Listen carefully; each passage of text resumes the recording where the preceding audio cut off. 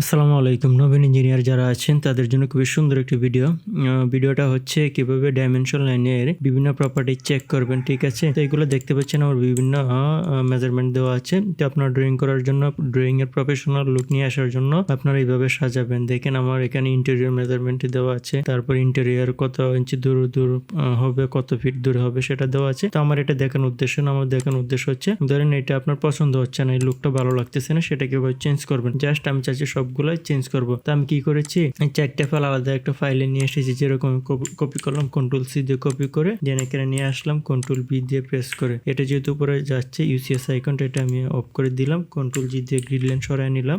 ঠিক আছে, সরাই নেওয়ার পর হচ্ছে এটা আমি সিলেক্ট করব। সিলেক্ট করার পর রাইট ক্লিক দিয়ে হচ্ছে সিলেক্ট সিমিলার দিয়ে আমি সবগুলো চেক করলাম। চেক করার পর এনওটেডে আসবো। এনওটেডে আসার পর এখানে দেখেন আমার বিভিন্ন অ্যাঙ্গেলের দেওয়া আছে, ঠিক আছে, যেটা আপনার ডাইমেনশনে গিয়ে চেঞ্জ করতে হয়।